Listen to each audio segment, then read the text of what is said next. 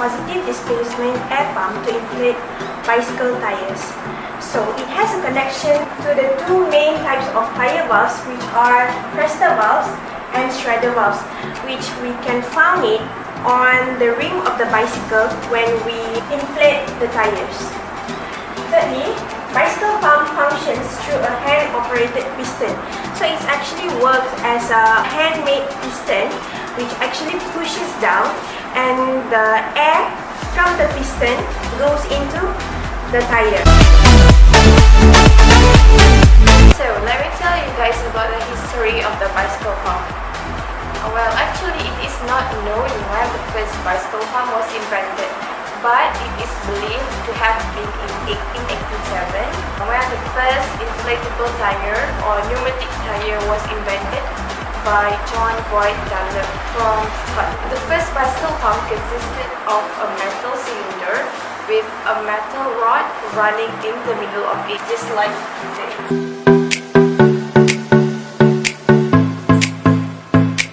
There's a few types of bicycle pump.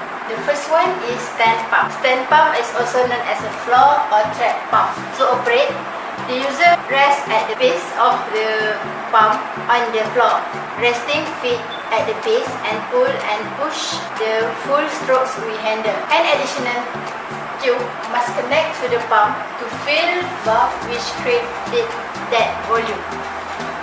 The next is hand pump.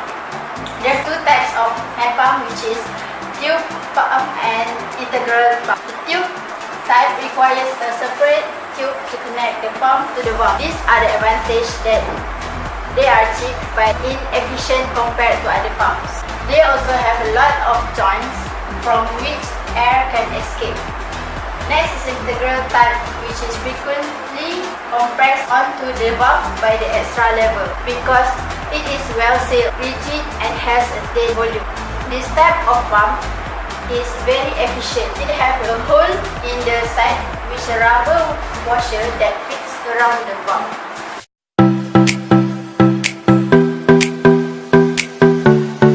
So as for the operating procedures, so the first thing is the bicycle pump actually compresses air. So during upstroke, which means like the piston already in the upper position, so we held it down, push it down, and the air automatically goes into the tube of the bicycle. So as the air going down from the piston, from the bicycle pump's piston, and it goes into the tire through a valve. So the valve is forced open by the air. So thirdly, the handle is pulled up again to refill back the air into the bicycle pump's piston. So fourth, the valve from the bicycle ring is automatically shut to prevent air from escaping. Fifth, step 2 is repeated as new air is being pushed from the piston as the upstroke is being pushed down again. And sixth, the final step is we can remove the pump immediately after the tire has a correct pressure. So right now I'm going to share with you guys what are some of the thermodynamic principles involved in bicycle pump. So the main highlight here is the first law of thermodynamics. As you can see here, first law of thermodynamics is about conservation of energy. The law of conservation energy states that energy can be transferred from one form to another, but it can't be created or destroyed. So the first law of thermodynamics also states that the changes in internal energy is equals to the heat supplied to the system minus by the amount of work done by the system. So in the bicycle pump case, when the piston is pushed down, the piston is actually doing positive work, and the gas inside the piston is doing a negative work. Since the air in the piston is compressed, the pressure in the pump is getting higher while the pressure outside of the pump is lower. Hence, the air inside the pump will be released into the tire. Let's assume this process is an adiabatic process. First, let me tell you what is adiabatic. Adiabatic is a process where no heat is transferred into or out of the system, which means our Q will equal to 0. Since our Q is equal to 0, and we already agreed that the gas is doing negative work, it will result in a positive delta U, which is positive changes of internal energy. When the delta U is positive and the value is getting higher, it will result in the changes of temperature, which means final temperature will be greater than the initial temperature.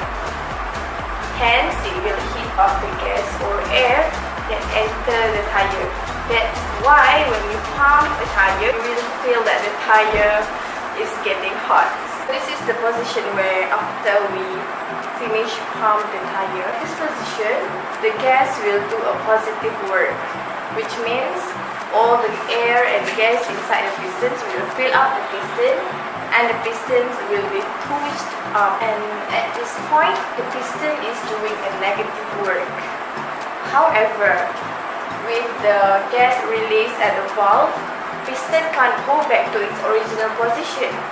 It is due to the pressure at the bottom of valve is being released. Even though the pressure inside the piston is higher than the outside of the piston, but the pressure is still not enough to push up the piston all the way to the original position. So what must we do in order to bring back the piston to its original position? So here is the solution. We must do work again on the piston, or in other meaning, we need to put another force to pull back the piston. When we pull back the piston is actually doing positive work, and the gas will do the negative work. When we pull the piston and push them again many times, so the delta U will be constant or will equal to 0. Since we already agreed that the gas is doing negative work when we pull back the piston, it will result in negative Q, which means that there will be some heat loss. At this point, the process is no longer adiabatic because we got a negative Q, which means we have heat loss. The temperature becomes higher.